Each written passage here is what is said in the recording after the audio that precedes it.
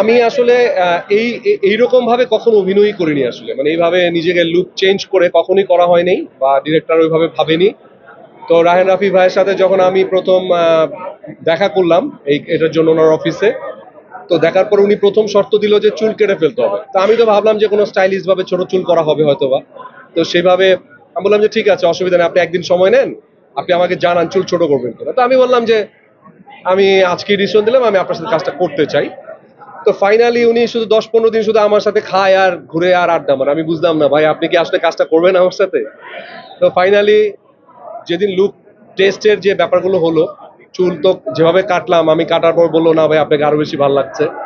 তারপরে আমার গ্যাচ গ্যাচ করে চুল একদম আপনারা দেখবেন একটু পরে একদম যাচ্ছে তাই করে ফেলেছে চুলের। তখন আমি বুঝলাম যে রায়হান রাফির আসলে স্টাইলটা ডিফারেন্ট একটু। উনি আসলে শুধু গল্পকে প্রাধান্য দেয় না, আর্টিস্টের লুক বা আর্টিস্টের ক্যারেক্টার ঢোকার জন্য, মানে আমাকে রাহাত হয়ে ওঠার জন্য পুরো credit goes to Raihan Rafi. উনি অনেক সাপোর্ট করেছেন যে এইভাবে করতে হবে, ক্যারেক্টারে ঢুকাটা অনেক ইম্পর্টেন্ট ছিল। আমার সর্বোচ্চ চেষ্টা দিয়ে আমি করেছি। বাকিটা আপনারা দেখার পর ইনশাল্লাহ বলতে পারবেন আর কি। আপনার ভক্তদের একটা আক্ষেপ ছিল যে আসলে ইমনকে হয়তো প্রপারলি ইউজ করা হচ্ছে না, তার যে পটেনশিয়াল ঠিকভাবে ব্যবহার করা হচ্ছে না। তো মায়া দিয়ে কি এই আক্ষেপ কিছুটা বুঝবে কিনা?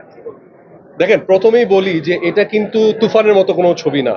তুফান না এটা, মানে এটা কিন্তু একটা পারিবারিক একটা গল্প কন্টেন্ট। তবে হ্যাঁ, একটু ডিফারেন্ট অ্যাঙ্গেলে আমাকে দেখা যাবে, যে এটা যারা অভিনয় কেন্দ্রিক ছবিগুলো ভালোবাসেন তারা হয়তো হ্যাপি হবে যে নতুনভাবে দেখা যাচ্ছে এই মনকে।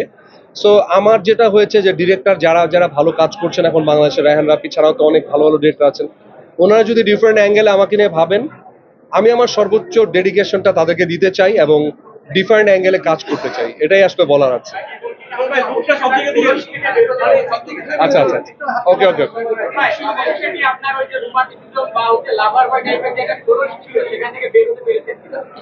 বেরোতে পেরেছি ইনশাল্লাহ, মানে আপনারা, আমি নিজে আমার মনে হয় যে একদম পুরোপুরি বের হয়ে গেছি। আমার আসলে আপনারা আমার পাসওয়ার্ড মুভিটা দেখেছিলেন, আমি একটু অটিস্টিক ক্যারেক্টার করেছিলাম। তখন থেকেই চিন্তা করছিলাম যে মানুষ শুধু ওই রোমান্টিক আর শুধু হিরো মার্কা এখন আর ছবি চলে না আসলে। এখন একটু অভিনয় কেন্দ্রিক ছবিগুলো চলে। আমার পার্সোনাল যদি বলেন, আমার আমির খানকে খুব পছন্দ, অনেক ভার্সেটাইল একজন অ্যাক্টর। আমার ভিতরে যে ক্ষুধাটা আছে সেটা আমি আজ পর্যন্ত কাউকে দেখানোর সুযোগ পাচ্ছি না। তো রাফি ভাই আমাকে যেভাবে ভেঙেছেন, আমি আসলে এইভাবে ভাঙার জন্যই আসলে তৈরি হচ্ছি।